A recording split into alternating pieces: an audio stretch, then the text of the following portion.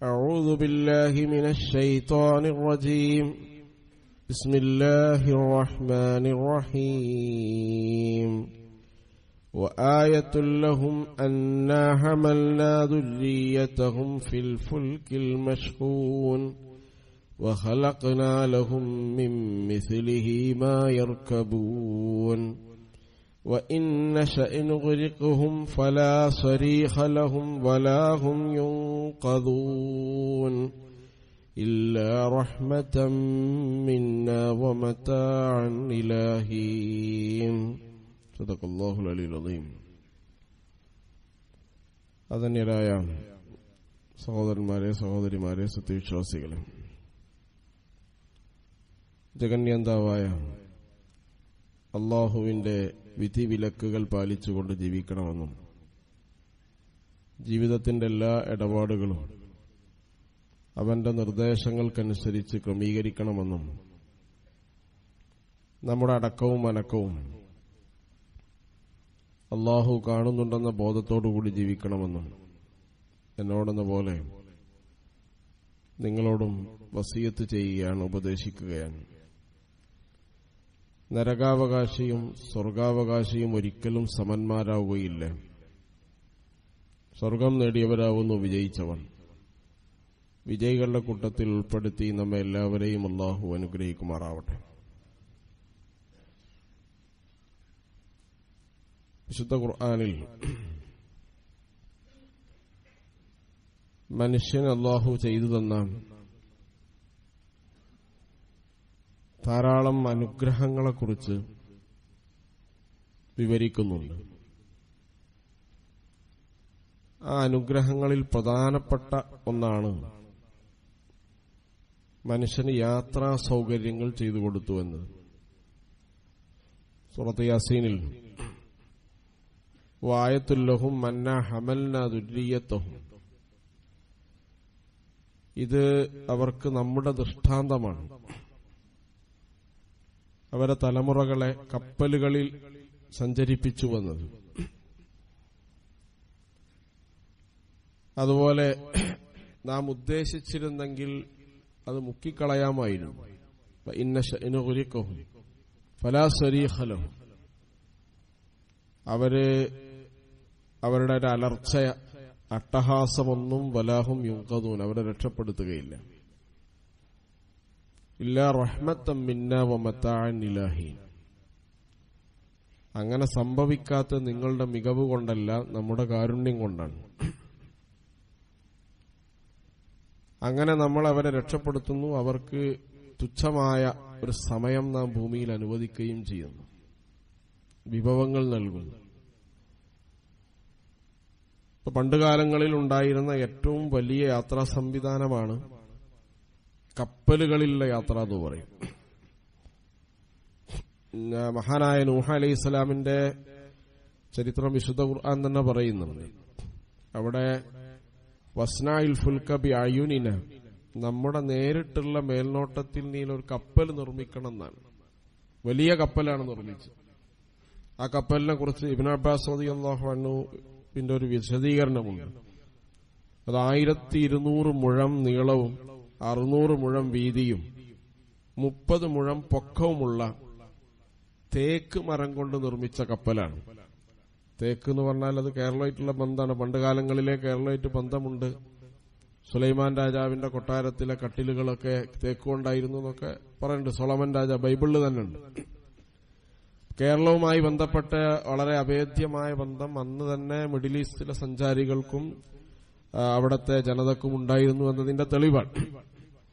അതുകൊണ്ട് ഖുർആനിൽ തന്നെ അങ്ങനെ തെളിവുണ്ട്, ധാരാളമുണ്ട്. സഞ്ചബീൽ ഖുർആനിൽ പറഞ്ഞിട്ട്, ഇഞ്ചി എന്ന് പറഞ്ഞാൽ അവർക്ക് അറിയുന്ന കാര്യമല്ല, നമ്മുടെ കാര്യമാണ്. ഫുൽ കുരുമുളക് ഖുർആനിലുണ്ട്. കുരുമുളക് ഇവിടുന്ന് പോയതാണ്. അപ്പൊ അതൊക്കെ അതിന്റെ മുമ്പ് തന്നെ ഉണ്ട്. ഖുർആൻ ഇറങ്ങുന്നതിന് മുമ്പും അറബികളുടെ ഒക്കെ നൂറ്റാണ്ടുകൾക്ക് മുമ്പുള്ള ബന്ധം. അപ്പൊ ഇങ്ങനെ ഒരു വലിയ കപ്പൽ നിർമ്മിക്കാൻ നൂഹ് അലൈഹി ഇസ്ലാമിനോട് അള്ളാഹു നിർദ്ദേശം കൊടുക്കുകയാണ്. ആ കപ്പൽ നിർമ്മിച്ചുകൊണ്ട് അതിൽ വിശ്വാസികളായ ആളുകളെയും അന്ന് ഉള്ള എല്ലാ ജീവജാലങ്ങളെയും ആ കപ്പലിൽ കയറ്റി നൂഹ് അലൈഹി ഇസ്ലാമിനോട് സഞ്ചരിക്കാൻ പറയുകയും നിഷേധികൾക്ക് വലിയൊരു ഗുണപാഠമാകുന്ന രീതിയിൽ വലിയൊരു പ്രളയം അള്ളാഹു സൃഷ്ടിക്കുകയൊക്കെ ചെയ്ത ചരിത്രം വിശുദ്ധ ഖുർആൻ തന്നെ പറയുന്നു. ഈ സൂറത്ത് യാസീനിലെ ഈ ആയത്തിനെ വിശദീകരിച്ചുകൊണ്ട് ഇമാം ഖുർത്തുബി തന്റെ തഫ്സീറിൽ പറയുന്നു, ഈ യാത്ര അള്ളാഹു നിങ്ങൾക്ക് ചെയ്തുന്ന കാര്യങ്ങളാണ്. കപ്പലുകൾ നിങ്ങൾക്ക് സഞ്ചാരയോഗ്യമാക്കി, അതുപോലത്തെ സഞ്ചാരയോഗ്യമായ മറ്റു കാര്യങ്ങളും അള്ളാഹു നിങ്ങൾക്ക് വേണ്ടി സൃഷ്ടിച്ചു. ഇതൊക്കെ അള്ളാഹുവിന്റെ കാരുണ്യമാണ്. 3 കാര്യങ്ങളാണ് ഈ ആയത്തിൽ പറയുന്നത് എന്ന് അദ്ദേഹം വിശദീകരിക്കുന്നു. ഒന്നാമത്തത് ഇബറത്താണ്, ഗുണപാഠമാണ്. ഈ സഞ്ചാര പദങ്ങൾ തയ്യാറാക്കി അള്ളാഹു നൽകിയതിൽ നിന്ന് നിങ്ങൾക്ക് ധാരാളം ഗുണപാഠങ്ങളുണ്ട്. രണ്ടാമത്തെ നിഅമത്താണ്, ഇതൊരു അനുഗ്രഹമാണ്. മൂന്നാമത്തത് ഇതൊരു താക്കീതാണ്, ഇൻദാറാണ്, ഒരു മുന്നറിയിപ്പും ഇതിലുണ്ട്. ഈ 3 കാര്യങ്ങളും നിങ്ങളുടെ യാത്രകളിലുണ്ട്. നിങ്ങൾ വിമാനത്തിൽ പോയാലും, അത് കപ്പലിൽ സഞ്ചരിച്ചാലും, സാധാരണ റോട്ടിലൂടെ വണ്ടിയിലൂടെ സഞ്ചരിച്ചാലും, മൃഗങ്ങളുടെ പുറത്ത് സഞ്ചരിച്ചാലും ഈ 3 കാര്യങ്ങളും നമുക്കുണ്ട്. അതിലെന്തുണ്ട്? അതൊരനുഗ്രഹമാണ്. അതുപോലെ അതില് ഗുണപാഠമുണ്ട്. സഞ്ചാരയോഗ്യമാക്കി വെക്കുക എന്ന് പറഞ്ഞൊരു ഗുണപാഠം അതിലുണ്ട്. മൂന്നാമത്തെ, എല്ലാ സഞ്ചാരങ്ങളിലും യാത്രകളിലും ഒരു മുന്നറിയിപ്പുണ്ട്. അസ്സഫറു മിൻ ഖിത്അത്തിൽ അദാബ് എന്ന് റസൂലുള്ളാഹി സ്വല്ലല്ലാഹു അലൈഹി. യാത്ര ഒരു പരീക്ഷണത്തിന്റെ കഷ്ണമാണ്, ഒരു ശിക്ഷന്റെ കഷ്ണമാണ്. എത്ര സൗകര്യം ഉണ്ടെങ്കിലും യാത്ര കഴിയോളം ഒരാൾക്ക് ബേജാറുണ്ടാവും, പ്രയാസമുണ്ടാവും, ബുദ്ധിമുട്ടുണ്ടാവും. അതുകൊണ്ടാണല്ലോ നബി സല്ലല്ലാഹു അലൈഹി വസല്ലം പറയുന്ന 3 ആളുകളുടെ പ്രാർത്ഥന അള്ളാഹു പെട്ടെന്ന് ഉത്തരം നൽകും. അത് ഏത് പ്രാർത്ഥനകളാണെന്ന് റസൂൽ സല്ലല്ലാഹു അലൈഹി വസല്ലം എണ്ണി വിശദീകരിച്ചതിൽ പറയുന്നത്, ഒന്നാമത്തെ പ്രാർത്ഥന ദഅവത്തുൽ മദ്ലൂം, സലാസു ദഅവാത്തിൻ മുസ്തജാബാത്ത്. ദഅവത്തുൽ മദ്ലൂം, ആക്രമിക്കപ്പെട്ട മർദ്ദിതന്റെ പ്രാർത്ഥന. മറ്റൊന്ന് ദഅവത്തുൽ മുസാഫിർ, യാത്രക്കാരന്റെ പ്രാർത്ഥന. വദഅവത്തുൽ വാലിദി അലാ വലദിഹി, പിതാവ് മകനെതിരെ നടത്തുന്ന പ്രാർത്ഥന. വാപ്പ മക്കൾക്കെതിരെ നടത്തുന്ന പ്രാർത്ഥന അള്ളാഹു പെട്ടെന്ന് സ്വീകരിക്കും. അപ്പൊ അതുകൊണ്ട് ഈ പ്രാർത്ഥനയിൽ രണ്ടാമത് റസൂൽ സല്ലല്ലാഹു അലൈഹി വസല്ലം പറഞ്ഞ ദഅവത്തുൽ മുസാഫിർ, യാത്രക്കാരന്റെ പ്രാർത്ഥനയാണ്. അപ്പൊ കപ്പല്, വെള്ളത്തിലൂടെ നമ്മൾ സഞ്ചരിക്കുന്നു, റോട്ടിലൂടെ നമ്മൾ സഞ്ചരിക്കുന്നു, വ്യോമപാതകൾ ഉപയോഗിച്ച് സഞ്ചരിക്കുന്നു, അതുപോലെ ട്രെയിൻ ഗതാഗതങ്ങൾ, ഇതൊക്കെ ലോകത്ത് വികസിച്ച് നമുക്കറിയാം. അപ്പോ നമുക്കറിയാം 3500 കിലോമീറ്റർ പെർ ഹവറിൽ സ്പീഡ് സഞ്ചരിക്കുന്ന സൈനിക വിമാനങ്ങളുണ്ട്. വളരെ വേഗത, കണ്ണഞ്ചിപ്പിക്കുന്ന വേഗതയിൽ മിസൈലുകൾ ഇട്ടുവരുന്ന വിമാനങ്ങൾ മുതൽ വളരെ വേഗതയോടുകൂടി സഞ്ചരിക്കുന്ന വ്യത്യസ്തമായ വാഹന സംവിധാനങ്ങളുണ്ട്. ഇപ്പൊ ചൈനയിൽ ഡെവലപ്പ് ചെയ്ത ഒരു ട്രെയിൻ ഉണ്ട്, ബുള്ളറ്റ് ട്രെയിൻ. ഷാങ്ഹായ് മഗ്ലേവ് എന്നാണ് അതിന് പറയുന്നത്. 460 കിലോമീറ്ററാണ് അതിന്റെ പെർ ഹവർ സ്പീഡ് എന്ന് പറഞ്ഞാൽ. ഏകദേശം ഫ്ലൈറ്റിനോട് സമാനമായ സ്പീഡ് അതിനുണ്ട്. അതുപോലെ റോക്കറ്റുകളുണ്ട്. മനുഷ്യൻ കണ്ടുപിടിച്ച പല സംവിധാനങ്ങൾ ബഹിരാകാശ സഞ്ചാരങ്ങൾക്കൊക്കെ ഉപയോഗിക്കുന്നത്. ഈ റോക്കറ്റിൽ ഇപ്പൊ ഏറ്റവും ഒടുവിൽ ഫാൽക്കൺ 9 റോക്കറ്റ് നമ്മുടെ എലോൺ മാസ്കിന്റെ സ്പേസ് എക്സ് കമ്പനി വിട്ടതിന് 2200 കിലോ ഭാരം വഹിച്ചു പോകാനുള്ള ശേഷിയുണ്ട്. 2200 കിലോ ഭാരം എന്ന് പറഞ്ഞാൽ നമ്മളിങ്ങനെ ഭൂമിയിലൂടെ പോകുമ്പോൾ നമുക്കൊരു അത്ഭുതമില്ല. അത് തികച്ചും എയറിലാണ്. അത്രയും ഭാരം വഹിച്ച് വലിയ രീതിയിൽ മുന്നോട്ട് പോകാൻ കഴിയുന്ന സംവിധാനങ്ങൾ നമുക്ക് ഇവിടെ കാണാൻ കഴിയും. അപ്പൊ ഭാരങ്ങൾ വഹിക്കുന്ന കപ്പൽ എങ്ങനെയാണ് താഴാതെ നിലനിൽക്കുന്നത് എന്നത് ഇബറത്തല്ലഹും, അവർക്കുള്ള ഗുണപാഠമാണ്. ഇത്ര ഭാരങ്ങൾ എന്ന് പറഞ്ഞാൽ ഇപ്പോ ഈ സമീപകാലങ്ങളിൽ നമ്മുടെ തുറമുഖങ്ങളോട് അടുത്ത് കപ്പൽ കത്തിയിട്ടുണ്ട്, കണ്ടെയ്നറുകൾ മറിഞ്ഞിട്ടുണ്ട്. എത്ര ഭാരമാണിത് വഹിക്കുന്നത് നിങ്ങൾ ആലോചിച്ച് നോക്കുക. ഇവിടെ ഏറ്റവും ഒടുവിൽ MSC എന്ന് പറയുന്ന ഒരു ഷിപ്പ് 400 മീറ്റർ നീളാണ് അതിനുള്ളത്. 400 മീറ്റർ നീളമാണ് ആ ഷിപ്പിന്റേത്. 61 മീറ്റർ വീതിയാണ്. ഏകദേശം 4 ഫുട്ബോൾ ഗ്രൗണ്ടിനേക്കാൾ വലിപ്പമുണ്ടത്. 4 ഫുട്ബോൾ എന്ന് പറഞ്ഞാൽ ചെറിയ ഗ്രാമങ്ങളാണ് കപ്പലുകൾ എന്ന് പറയുന്നത്. ഈ ചെറിയ ഗ്രാമങ്ങളാണ്. അതിലാവശ്യമായ എല്ലാ സംവിധാനങ്ങളും ഉപയോഗിച്ചിട്ടാണ് അവർ വെള്ളത്തിലൂടെ സഞ്ചരിക്കുന്നത്. ഇത് എത്ര ഭാരമുള്ള കാര്യം, എങ്ങനെയാണ് താഴാതെ നിലനിൽക്കുന്നത് എന്നത് വളരെ പ്രധാനമായും ഇബറത്തല്ലഹും, ഗുണപാഠെന്ന് പറയുന്നത് അതാണ്. ഗുണപാഠം എന്ന് പറയും രണ്ടാമത്തെ ലോകത്തെ മനുഷ്യന്റെ കൊള്ളക്കൊടുക്കൾക്ക്, അവന്റെ വ്യവഹാരങ്ങൾക്ക്, വ്യാപാരങ്ങൾക്ക് ലോകത്തെല്ലാ കാലത്തും കടലിലുള്ള സഞ്ചാരങ്ങളാണ് ഏറ്റവും വലിയ വഴിയെന്ന് പറയുന്നത്. കാരണം അത്രയധികം ചരക്ക് കൈമാറ്റം ചെയ്യാൻ പറ്റുന്ന വേറൊരു സംവിധാനം വരെ നമ്മൾ കണ്ടുവച്ചില്ല. കപ്പൽ തന്നെയാണ് ഇപ്പോഴും ഏറ്റവും കൂടുതൽ ചരക്കുകൾ കൈമാറാനും. അതുകൊണ്ടാണ് വലഹുൽ ജവാരിൽ മുൻശഅതു ഫിൽ ബഹരി കൽ അഅ്ലാം. ഇതിൽ നിങ്ങൾക്കൊരു ദൃഷ്ടാന്തമുണ്ട്. ഈ കടലിലൂടെ, വെള്ളത്തിലൂടെ ഇത്രയും ഭാരമായ, നിങ്ങൾ ഉണ്ടാക്കിയൊരു സാധനം, ഭാരമുള്ള ഒരു ഇരുമ്പിന്റെ കഷ്ണട്ട വെള്ളത്തിൽ എങ്ങനെ പൊങ്ങി നിൽക്കുക? ഇല്ല, താഴ്ന്നു പോകും. കല്ലിട്ടാൽ എങ്ങനെയാണ് പൊന്തി നിൽക്കുക? അത് താഴ്ന്നു പോകുന്നത് നിങ്ങൾ കൺമുന്നിൽ കാണുന്നുണ്ട്.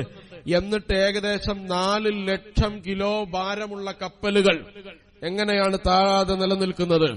അതാണ് ഇതിലെ ദൃഷ്ടാന്തം. ആയത്തുല്ലഹും, നിങ്ങൾക്കതിൽ ദൃഷ്ടാന്തമുണ്ട് എന്ന് പറയുന്നത്.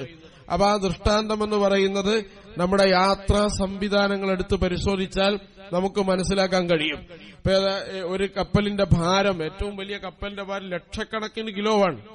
1-2 കിലോ അല്ല, ലക്ഷക്കണക്കിനാണ്. ഈ 4,30,30,854 കിലോ ഭാരമുണ്ട് ഈ കപ്പലിന്. അപ്പൊ ആ കപ്പലിന്റെ ഭാരം, കപ്പലിന് അതിന്റെ കപ്പാസിറ്റി, അതൊക്കെ നമ്മൾ എടുത്ത് പരിശോധിച്ചു നോക്കിയാൽ നമുക്ക് വലിയ അത്ഭുതങ്ങൾ ഇതിൽ കാണാൻ കഴിയും. വിമാനങ്ങളും അങ്ങനെ തന്നെയാണ്. വിമാനങ്ങൾ, ആകാശത്തിലൂടെ മനുഷ്യന് ഏറ്റവും വേഗതയുള്ള സഞ്ചാരം ഇന്ന് സാധ്യമാകുന്നത് വിമാനങ്ങളിലൂടെയാണ്. ഇപ്പൊ കഴിഞ്ഞ ദിവസം വിമാനം തകർന്നു വീണു. വിമാനം തകർന്നു വീണാൽ സാധാരണ രീതിയിൽ വിമാന ദുരന്തങ്ങളിൽ ഏറ്റവും വലിയ ദുരന്തമാണ് കഴിഞ്ഞ ദിവസങ്ങളിൽ ഇന്ത്യയിൽ നടന്നത്. 242 ആള് യാത്രക്കാരുമായി പോകുന്ന ഒരു വിമാനം, അതിലൊരാൾ മാത്രം അത്ഭുതകരമായി രക്ഷപ്പെടുകയും ബാക്കി മുഴുവൻ ആളുകളും മരിക്കുകയും, ഈ വീണ സ്ഥലം ഒരു ഹോസ്റ്റൽ കെട്ടിടമാണ്. അവിടെയുള്ള കുട്ടികളിൽ കുറെ ആളുകൾ മരണപ്പെടുകയും ചെയ്ത് നമുക്ക് കാണാൻ കഴിയും. അപ്പൊ ഇത് ഈ സന്ദർഭത്തിലല്ലാതെ അനേകം, ഒരു എയർപോർട്ടിൽ, വലിയ വലിയ ഇന്റർനാഷണൽ എയർപോർട്ടിൽ 1 മിനിറ്റിൽ 5 മുതൽ 14 വരെ ഫ്ലൈറ്റുകൾ എന്ത് ചെയ്യും, പൊന്തുന്നുണ്ട്. വ്യാമപാതകൾ ലംഘിക്കാതെ, അപകടങ്ങളില്ലാതെ ലോകത്തിന്റെ വിവിധ ഭാഗങ്ങളിലേക്ക് കയറിപ്പോകുന്ന ഗതാഗത സംവിധാനങ്ങളുണ്ട്. ഈ സംവിധാനങ്ങളെല്ലാം നിങ്ങൾക്ക് ഇബറത്താണ്, ഗുണപാഠമാണ്. ഈ ഗുണപാഠമായി നിങ്ങൾ അതിനെ മനസ്സിലാക്കുക എന്നുള്ള, നമ്മൾ മനസ്സിലാക്കുന്നത് നമ്മുടെ വികാസം മാത്രമല്ല, ഇതിൽ ഇല്ലാ റഹ്മത്തൻ മിന്ന വമതാഅൻ ഇലാഹീൻ എന്ന് പറയാം. അത് റോഡിലൂടെയുള്ള വാഹനങ്ങൾ, റോഡിലൂടെ എത്ര അപകടങ്ങൾ സംഭവിക്കുന്നു നമ്മൾ ആലോചിച്ച് നോക്കുക. റോഡിലൂടെയുള്ള ഗതാഗത സംവിധാനങ്ങൾ ഈ കഴിഞ്ഞ വർഷം 2024 മാത്രം 40,821 റോഡപകടങ്ങളാണ് കേരളത്തിൽ മാത്രം സംഭവിച്ചത്. കേരളത്തിൽ, ഇന്ത്യയിലെ ജനസംഖ്യയിലെ 3% മാത്രമുള്ള ഒരു സംസ്ഥാനത്തെ ആക്സിഡന്റ് അതിന്റെ 3-4 ഇരട്ടിയുമാണ് സംഭവിച്ചുകൊണ്ടിരിക്കുന്നത്. 45,567 ആളുകൾക്ക് പരിക്ക് പറ്റുകയും 3,168 ആളുകൾ കഴിഞ്ഞ വർഷം റോഡപകടത്തിൽ മാത്രം മരിക്കുകയും ചെയ്തിട്ടുണ്ട്. കാരണം 3,168 ആൾ മരിക്കുക എന്ന് പറഞ്ഞാൽ അത് വലിയൊരു എമൗണ്ടാണ്, ഒരു വർഷത്തിലെ ഏറ്റവും പ്രധാനപ്പെട്ട എമൗണ്ടാണ്. അപ്പൊ ഇങ്ങനെ ഈ കഴിഞ്ഞ 10 വർഷത്തിനുള്ളിൽ റോഡ് അപകടങ്ങളിൽ 3 ഇരട്ടി വർധനവുണ്ട് എന്നാണ് രജിസ്റ്റേർഡ് ചെയ്ത കണക്കുകൾ പറയുന്നത്. അല്ലാത്തതുണ്ടാവാം. അതുപോലെ റോഡപകടങ്ങളിൽ വർധനവുണ്ടായിട്ടുണ്ട് എന്നാണ്. അതുകൊണ്ടാണ് റസൂൽ സല്ലല്ലാഹു അലൈഹി വസല്ലം യാത്രയുടെ കാര്യങ്ങൾ പ്രത്യേകം എടുത്ത് ശ്രദ്ധിക്കാൻ പറഞ്ഞ ആദാബ് സഫർ എന്ന് പറയുന്ന ഒരു ഫിഖ് തന്നെ ഉണ്ട് ഇസ്ലാമിൽ. സഫറിന്റെ മര്യാദകൾ, യാത്രയുടെ മര്യാദകൾ. കാരണം യാത്ര എന്ന് പറയുന്നത് നിങ്ങൾ സാധാരണ വീട്ടിൽ നിൽക്കുന്നത് പോലൊരു സംവിധാനമല്ല. അതിൽ അള്ളാഹുവിന്റെ അപാരമായ അനുഗ്രഹം നിങ്ങളെ പൊതിഞ്ഞില്ലായിരുന്നുവെങ്കിൽ എല്ലാ യാത്രകളും ഖിത്അത്തും മിനൽ അദാബ്, നിങ്ങൾക്കതൊരു പരീക്ഷണവും ശിക്ഷയുമായി മാറും. അതുകൊണ്ടാണ് യാത്ര, ഒരു വിശ്വാസി യാത്ര ചെയ്യുമ്പോൾ ഏത് വാഹനത്തിലായാലും ഏത് സംവിധാനങ്ങൾ ഉപയോഗിച്ചവൻ സഞ്ചരിച്ചാലും അവന് ചില അടിസ്ഥാനമായ ബോധ്യങ്ങളും ചില ഇബാദത്തുകൾ, ചില അനുഷ്ഠാനങ്ങളും അതിലുണ്ടാവണം എന്ന് ഇസ്ലാം നമ്മളെ പഠിപ്പിക്കുന്നത്. അതുകൊണ്ടാണ് യാത്രകളെ കുറിച്ച് പറയുന്നത്, നിങ്ങൾക്കിത് കീഴ്പ്പെടുത്തി തന്നുവെന്നാണ്. കീഴ്പ്പെടുത്തി തന്ന സുബ്ഹാനല്ലദി സഖറ ലനാ ഹാദാ വമാ കുന്നാ ലഹു മുഖല്ലിനീൻ. കീഴ്പ്പെടുത്തി തരാൻ നമ്മളെ അറിയാം. ഒരു വാഹനം എങ്ങനെയാണ് നമുക്ക് കീഴ്പ്പെടുത്തി തരുന്നത്, നമ്മുടെ അതിന്റെ ഒരു സംവിധാനങ്ങൾ നമ്മളെടുത്ത് ആലോചിച്ചു നോക്കിയാൽ അത് മനസ്സിലാവുന്നു. എനിക്ക് പൂർണ്ണമായും വിധേയമാകുന്ന ഒരു വാഹനത്തിൽ എനിക്ക് സഞ്ചരിക്കാൻ കഴിയുള്ളൂ. എന്റെ കൺട്രോളിന് പുറത്തായാൽ, നിയന്ത്രണം വിട്ടു എന്നല്ലേ നമ്മൾ പറയാ. ആക്സിഡന്റ് സംഭവിച്ചാൽ, കാരണം നിയന്ത്രണം പുറത്തായാൽ, നിങ്ങൾക്ക് തസ്ഖീറില്ലെങ്കിൽ, നിങ്ങൾക്കിത് പൂർണ്ണമായും വിധേയപ്പെട്ടിട്ടില്ലെങ്കിൽ ആ വാഹനം അപകടം സംഭവിക്കും. ആ വാഹനം നിയന്ത്രണം വിട്ട് വലിയ മാരകമായ അപകടങ്ങളിലേക്ക് പോകും. അതുകൊണ്ടാണ് നിങ്ങൾക്ക് അള്ളാഹു ചെയ്തു തന്നെ നിഅമത്തായി പറയുന്നത്, വാഹനങ്ങളെ നിങ്ങൾക്ക് വിധേയപ്പെടുത്തി തന്നു, നിയന്ത്രണ വിധേയമാക്കി എന്നതാണ്. അത് ഒട്ടകവും കുതിരയും മുതൽ നിങ്ങൾ ഉപയോഗിക്കുന്ന സൈക്കിളും കാറുകളും ബസ്സുകളും മുതൽ കപ്പലുകളും വിമാനങ്ങളും വരെയുള്ള ട്രെയിനുകൾ അടക്കമുള്ള എല്ലാ സംവിധാനങ്ങളെയും നിങ്ങൾക്ക് തസ്ഹീറാക്കി തന്നില്ലെങ്കിൽ, നിങ്ങൾക്ക് വിധേയമാക്കി തന്നില്ല എങ്കിൽ അതിൽ സംഭവിക്കുന്ന അപകടങ്ങളാണ് യഥാർത്ഥത്തിൽ ഇന്നലെയും മിനിയാനുമൊക്കെ കപ്പൽ കത്തിയതും കണ്ടെയ്നർ മറിഞ്ഞതും കടലിൽ നിയന്ത്രണം ഏർപ്പെടുത്തിയതും ഇപ്പോഴും നിയന്ത്രണ വിധേയമായത് ആളിക്കത്തുന്ന കപ്പലുകളും അതുപോലെ 100-300 ആളുകൾ മരണപ്പെട്ട വിമാന ദുരന്തങ്ങളുമെല്ലാം നമുക്ക് യഥാർത്ഥത്തിൽ പഠിപ്പിച്ചു തരുന്നത് നിങ്ങൾക്കിത് വിധേയപ്പെടുത്തി തന്നിട്ടുണ്ട് എന്നാണ്. അതാണ് ഇതിന്റെ ഏറ്റവും വലിയ നിഅമത്ത് എന്ന് പറയുന്നത്. മറ്റൊന്ന് ഇതിന്റെ ഇൻദാറാണ്, മുന്നറിയിപ്പ് എന്ന് പറയുന്നത് എന്താണ്? ഈ മുന്നറിയിപ്പ് എന്ന് പറഞ്ഞാൽ ഈ യാത്രയിൽ സംഭവിക്കാൻ ഉതകുന്ന അപകടങ്ങളാണ്. അതുപോലെ ഇന്നലെ വിമാനം ക്രാഷായി എത്ര ആളുകളാണ് മരണപ്പെട്ടത്? ആ മനുഷ്യർ യാത്ര പുറപ്പെടുന്നതിന് മുമ്പ് ഞങ്ങൾ ഫ്ലൈറ്റിൽ ഇരിക്കുന്ന വീഡിയോകൾ, അതുപോലെ എയർപോർട്ടിലേക്ക് കയറുന്ന വീഡിയോകൾ, അതുപോലെയുള്ള സംസാരങ്ങളൊക്കെ നിങ്ങൾ അടുത്ത് നോക്കുക. 240 മനുഷ്യരെ, വിവിധ രാജ്യങ്ങളുടെ പൌരന്മാർ, വിവിധ രാജ്യങ്ങളെ കണക്ട് ചെയ്യുന്ന മനുഷ്യർ, അവരുടെ ആഗ്രഹങ്ങൾ, സ്വപ്നങ്ങൾ, ബിസിനസ്സുകൾ, കുടുംബങ്ങൾ, ഇതൊക്കെയാണ് ഒരു ദിവസത്തിന്റെ ഒരു സെക്കൻഡ് കൊണ്ട്. കാരണം ആ വിമാനം പൊങ്ങി വളരെ കുറഞ്ഞ സെക്കൻഡ് കൊണ്ടാണ് അത് താഴ്ന്നു വന്നത്. അതിന്റെ ടെക്നിക്കലായ തകരാറുകളും കാര്യങ്ങളൊക്കെ അന്വേഷിച്ചുകൊണ്ടേയിരിക്കുന്നുള്ളൂ. എന്ത് പറ്റി, അപകടത്തിന്റെ കാരണം എന്താണ് എന്ന്. അതുകൊണ്ട് ഇതൊരു ഇൻദാറാണ്. ഏത് യാത്രയും നിങ്ങൾക്ക് വിധേയപ്പെടാതെ പോയാൽ, ഏത് യാത്രയും നിങ്ങളുടെ നിയന്ത്രണത്തിന്റെ അതീതമായി പോയാൽ പിന്നെ നിങ്ങൾക്ക് സംഭവിക്കുന്ന അപകടങ്ങൾ എന്ന് പറയുന്നത് ഏത് വാഹനത്തിന്റെ ഉള്ളിലും പതിയിരിപ്പുണ്ട് എന്ന മുന്നറിയിപ്പ് ഒരു വിശ്വാസിയെ സംബന്ധിച്ചിടത്തോളം ഉണ്ടാവണം. ഇത് നിങ്ങൾക്ക് ഗുണപാഠമാണ്. ഇതിന്റെ ഘടന, ഇതിന്റെ സംവിധാനം, ഇത് സൃഷ്ടിപ്പിന്റെ ഗുണപാഠങ്ങളിൽപ്പെട്ടതാണ്. രണ്ടാമത്തെ, ഇതിന് നിങ്ങൾക്ക് സുഖമായി സഞ്ചരിക്കാൻ പറ്റുന്നു, നിങ്ങളുടെ ആവശ്യങ്ങൾ നിറവേറ്റാൻ പറ്റുന്നു എന്നത് നിങ്ങൾക്ക് ഏറ്റവും വലിയ നിഅമത്താണ്. മൂന്നാമത്തെ, നിങ്ങൾക്ക് ഇതിലൊരു മുന്നറിയിപ്പുണ്ട് എന്നതാണ്. ആ മുന്നറിയിപ്പ് നിങ്ങൾ മാനിക്കുമ്പോൾ നിങ്ങൾക്ക് ആരാണോ അത് കീഴ്പ്പെടുത്തി തന്നത്, ആ കീഴ്പ്പെടുത്തി തന്ന റബ്ബിനോട്, ജഗന്യന്താവിനോട് വിധേയപ്പെടുക എന്നതാണ് നിങ്ങളുടെ വാഹനം നിങ്ങൾക്ക് വിധേയപ്പെടാനുള്ള ഏറ്റവും വലിയ വഴി എന്ന് പറയുന്നത്. അതുകൊണ്ടാണ് നബി സല്ലല്ലാഹു അലൈഹി വസല്ലം പറയാൻ, യാത്ര ഒരാൾ തീരുമാനിച്ചാൽ അയാൾ ആദ്യം പ്രാർത്ഥിക്കേണ്ടത് ഈ യാത്രയിലെ ഖൈറിനു വേണ്ടി പ്രാർത്ഥിക്കണമെന്നാണ്. ഇസ്തിഖാറത്ത് ചെയ്യുക എന്നതാണ്. ചില ആളുകൾ 2 റക്അത്ത് നമസ്കരിച്ചതിന് ശേഷം പ്രാർത്ഥിക്കും. അങ്ങനെ പ്രാർത്ഥിച്ച് ഇസ്തിഖാറത്ത് ചെയ്യുക. രണ്ടാമത്തെ എന്താണ്? ഒറ്റക്ക് നിങ്ങൾ യാത്ര പോകാതിരിക്കുക. അതൊരു നിഷിദ്ധമായ കാര്യമൊന്നുമല്ല, പക്ഷെ നബി നിരുത്സാഹപ്പെടുത്തി. ഒറ്റക്കുള്ള യാത്രകൾ നിരുത്സാഹപ്പെടുത്തുകയാണ്, 2 ആളുകളുള്ളതും നിരുത്സാഹപ്പെടുത്തുകയാണ്. ചുരുങ്ങിയതൊരു യാത്രക്ക് പോകുമ്പോൾ നിങ്ങൾ 3 ആളുകളായി പോവുക എന്ന് റസൂൽ സല്ലല്ലാഹു അലൈഹി വസല്ലം പറഞ്ഞിട്ടുണ്ട്. അത് പല കാരണങ്ങളുണ്ട്, നമുക്കറിയാം. ഇത്തരം യാദൃച്ഛികമായ ആക്സിഡന്റുകൾ, സംഭവങ്ങളൊക്കെ ഉണ്ടാകുന്ന സമയത്ത് നമ്മൾക്ക് അതിന്റെ ഒരു വില അപ്പോഴാണ് മനസ്സിലാവുക. അതുകൊണ്ട് നബി സല്ലല്ലാഹു അലൈഹി വസല്ലം പറയാം, അങ്ങനെ നിങ്ങൾ കൂട്ടമായി യാത്ര പോകാൻ ശ്രമിക്കുക. അല്ലെങ്കിൽ 3 പേരെങ്കിലും മിനിമം യാത്രയിൽ ഉണ്ടാവുക. നിങ്ങൾ അങ്ങനെ പോകാൻ പറ്റുന്ന ആളുകൾ യാത്രയിൽ നിങ്ങളുടെ കൂടെ ഇല്ലാത്ത ഒറ്റക്ക് പോകേണ്ട യാത്രകൾ ഉണ്ടാവും. പക്ഷെ അതേസമയം നിങ്ങളെ യാത്രികളിൽ വിശ്വസ്തരായ ആളുകളെ നിങ്ങൾ കൂട്ടുകാരാക്കുക. അങ്ങനെ ഒറ്റപ്പെടലിനെ മറികടക്കുക. ഇത് റസൂൽ സല്ലല്ലാഹു അലൈഹി വസല്ലം നിർദ്ദേശിച്ചാണ്. ആദാബു സഫറാണ്. പിന്നെ നിങ്ങൾ ചെയ്യേണ്ടത്, യാത്ര പോകുമ്പോൾ, പ്രത്യേകിച്ച് വിദൂര യാത്രകൾ പോകുമ്പോൾ കുടുംബക്കാരോട്, അയൽക്കാരോട്, കൂട്ടുകാരോട് യാത്ര ചോദിക്കുക.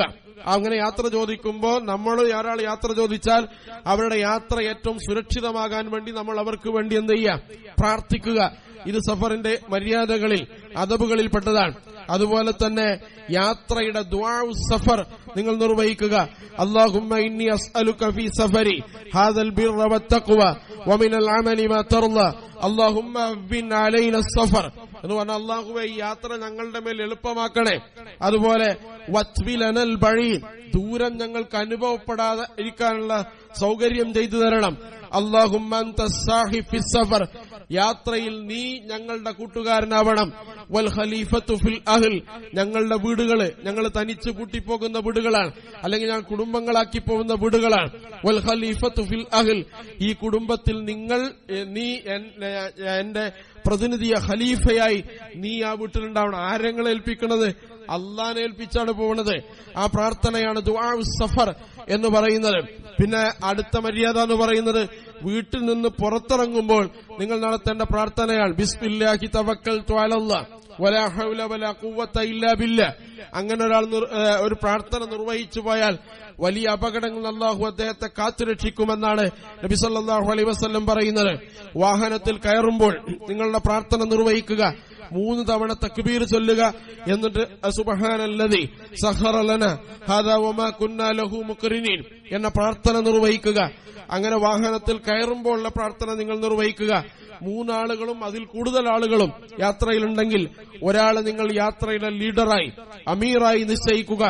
അതുപോലെ തന്നെ യാത്രക്കാരന്റെ പ്രാർത്ഥനക്ക് അള്ളാഹു ഉത്തരം നൽകുമെന്ന് റസൂൽ സല്ലല്ലാഹു അലൈഹി വസല്ലം പറഞ്ഞതുകൊണ്ട് യാത്രകളിൽ എല്ലാ സന്ദർഭങ്ങളിലും നിങ്ങൾ യാത്രകൾ പ്രാർത്ഥിച്ചുകൊണ്ടിരിക്കുക. അതുപോലെ യാത്ര കഴിഞ്ഞ് ഒരു നാട്ടിലെത്തിയാൽ, ഏത് നാട്ടിലേക്കാണോ നിങ്ങൾ പോകുന്നത് ആ നാട്ടിലിറങ്ങിയാൽ ഉടനെ അഊദു ബികലിമാത്തില്ലാഹി തമ്മാതി മിൻ ശർരി മാ ഖലഖ്, ഈ നാട്ടിൽ എല്ലാ ഷെറിന്നും പടച്ചോനെ ഞാൻ നിന്നോട് അഭയം തേടുന്നു എന്ന് പ്രാർത്ഥിക്കുക. എന്നിട്ട് ആ നാട്ടിലേക്ക് ഇറങ്ങുക. അതുപോലെ തന്നെ ആ ഫിഖ്ഹു സഫർ എന്താണെന്ന് മനസ്സിലാക്കുക. യാത്രക്കാരന് ഇസ്ലാമിൽ ചില ഇളവുകളുണ്ട്, അത് യാത്ര ചെയ്യുന്ന ആള് മനസ്സിലാക്കണം. രോഗിയായി കിടക്കുന്ന ആള് രോഗിയുടെ ഫിഖ് എന്താണെന്ന് മനസ്സിലാക്കണം.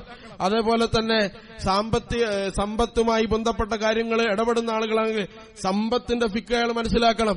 യാത്ര ചെയ്യുന്ന ആളാണ് യാത്രയുടെ ഫിഖ് മനസ്സിലാക്കണം. ആ യാത്രയുടെ ഫിഖിൽ ഒന്നുണ്ട്. യാത്രയുടെ ഫിഖിൽ ഏറ്റവും പ്രധാനപ്പെട്ട ഒന്ന് ഇളവുകൾ ഉപയോഗിക്കുന്നത് എങ്ങനെയാണെന്ന് മനസ്സിലാക്കലാണ്. അതിലൊന്ന് ജംഉ കസ്ർ നിസ്കാരമുണ്ട്, ജമ്മും കസ്റുമാക്കുക. അതെങ്ങനെ നിർവഹിക്കണം, എങ്ങനെയാണ് അതിന്റെ രൂപം എന്ന് യാത്രക്കാരൻ മനസ്സിലാക്കലാണ്. മറ്റൊന്ന് നമുക്കറിയാം, യാത്രയിൽ ഇളവുകളിൽ വെള്ളം കിട്ടിയില്ലെങ്കിൽ നമസ്കരിക്കാൻ തയമ്മും നിരുപാധികം അനുവദിച്ചിട്ടുണ്ട് യാത്രയിൽ. അതെങ്ങനെയാണ്, തയമ്മുമിന്റെ രീതി എന്താണെന്ന് നമ്മൾ മനസ്സിലാക്കണം. ഇങ്ങനെ തുടങ്ങി ഫിഖ്ഹു സഫർ, ഒരു വിശ്വാസി യാത്ര ചെയ്യുമ്പോൾ യാത്രയിൽ എനിക്ക് ഉണ്ടാവുന്ന ഇളവുകൾ എന്തൊക്കെയാണ് എന്ന് മനസ്സിലാക്കൽ യാത്രയുടെ ഏറ്റവും പ്രധാനപ്പെട്ട ആദാബുകളിൽപ്പെട്ടതാണ്. അങ്ങനെ ഒരു യാത്രയെ ഒരു ഇബാദത്താക്കിയാണ് റസൂൽ സല്ലല്ലാഹു അലൈഹി വസല്ലം മനസ്സിലാക്കുന്നത്. ആ ഇബാദത്തായി ഒരാൾ യാത്ര പോയാലും അപകടങ്ങൾ സംഭവിക്കാം. പക്ഷേ അതിൽ ആ വിശ്വാസിക്ക് അല്ലാഹു സംരക്ഷണവും കാവലും, അല്ലെങ്കിൽ ഈ കർമ്മത്തിന്റെ ഇരട്ടി പ്രതിഫലവും അല്ലാഹു സുബ്ഹാനഹു വ തആല വാഗ്ദാനം ചെയ്യുന്നത് നമുക്ക് കാണാൻ കഴിയും.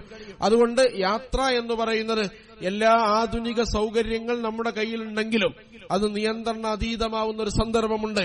ആ സന്ദർഭങ്ങളിൽ ഇത് നിയന്ത്രണത്തിന് വിധേയമാക്കി തരുന്ന ഒരു ശക്തിയുണ്ട്. ആ ശക്തിയുടെ ഒരു വലിയ ശക്തിയുടെ ആഴവും പരപ്പും അതിന്റെ ഒരു ശക്തിയുടെ വ്യാപ്തിയും നമുക്ക് മനസ്സിലാക്കണമെങ്കിൽ കപ്പലിന്റെ യാത്ര നിങ്ങൾ എടുത്ത് പരിശോധിച്ചാൽ മതി, ഫ്ലൈറ്റിന്റെ ബാലൻസ് എടുത്ത് പരിശോധിച്ചാൽ മതി. 2 ഇരുമ്പ് കഷ്ണങ്ങളിൽ എങ്ങനെയാണ് ഇത്ര വേഗത്തിൽ ട്രെയിനുകൾ ഓടുന്നത് എന്ന് നിങ്ങൾ പരിശോധിച്ചാൽ മതി. അപ്പൊ നിങ്ങൾ യാത്രയുടെ ക്രമീകരണങ്ങളിലെ ഇബറത്തുകളും അതിന്റെ നിഅമത്തുകളും മനസ്സിലാക്കുന്നതോടൊപ്പം അള്ളാഹു ചില മുന്നറിയിപ്പുകൾ നൽകിയിട്ടുണ്ട്. ആ മുന്നറിയിപ്പുകളെ ഉൾക്കൊണ്ടുകൊണ്ട് യാത്ര സുരക്ഷിതമാക്കാനുള്ള ക്രമീകരണങ്ങൾ നടത്തുക. വലിയ ദുരന്തങ്ങളാണ് കഴിഞ്ഞ ദിവസങ്ങളിൽ യഥാർത്ഥത്തിൽ കടലും കരയിലും ഒക്കെയായി നമുക്ക് സംഭവിച്ചുകൊണ്ടിരിക്കുന്നത്. ഈ സംഭവിച്ചുകൊണ്ടിരിക്കുന്ന ദുഃഖങ്ങൾ ഏത് മനുഷ്യരായാലും ആ മനുഷ്യരുടെ നഷ്ടത്തിൽ നമുക്ക് ദുഃഖവും അതുപോലെ അവർക്ക് വേണ്ടി പ്രാർത്ഥനയും നമ്മൾ നിർവഹിക്കണം. അതുപോലെ അതിൽ പ്രയാസപ്പെടുന്ന ദുഃഖം അനുഭവിക്കുന്ന കുടുംബത്തിന്റെ ദുഃഖത്തോടുകൂടി നമ്മൾ ചേർന്ന് നിൽക്കണം. ഏത് അപകടങ്ങളിലും ഒരു വിശ്വാസി ചെയ്യേണ്ട രീതിയാണ്. വിശ്വാസികളാണെങ്കിൽ പ്രത്യേകം അവരുടെ പരലോകത്തെ രക്ഷയ്ക്കു വേണ്ടി പ്രാർത്ഥന നമ്മൾ നിർവഹിച്ചുകൊണ്ടേയിരിക്കണം. ഏത് ദുരന്തങ്ങൾ നമ്മൾ കേൾക്കുമ്പോഴും അതിന്റെ ന്യായാന്യായങ്ങളിലേക്ക് പോകുന്നതിന് മുമ്പ് നമ്മുടെ സഫറിന്റെ യാത്രയുടെ മര്യാദകൾ എന്താണ് എന്ന് നമ്മൾ പഠിക്കുകയും അത് പരിശീലിക്കുകയും ചെയ്യുക. കാരണം എല്ലാവരും എന്റെ മുന്നിലിരിക്കുന്ന ആണും പെണ്ണുമായ ആളുകളെല്ലാം ചെറുതോ വലുതോ ആയ യാത്രകൾ ജീവിതത്തിൽ നടത്തുന്ന ആളുകളാണ്. ഒരു വിശ്വാസിയുടെ യാത്ര എങ്ങനെയാവണമെന്ന് വളരെ കൃത്യമായി റസൂൽ സല്ലല്ലാഹു അലൈഹി വസല്ലം നിർണയിച്ചു തന്നിട്ടുണ്ട്. അത് അനുസരിച്ച് നമ്മുടെ യാത്രകൾ ക്രമീകരിക്കുക. അതിന്റെ നിഅമത്തുകളും അതിന്റെ ഗുണപാഠങ്ങളും ഉൾക്കൊള്ളാൻ നമ്മൾ പരിശ്രമിക്കുക. ജഗന്യന്താവ് അതിന് തൗഫീഖ് നൽകി അനുഗ്രഹിക്കുമാറാവട്ടെ.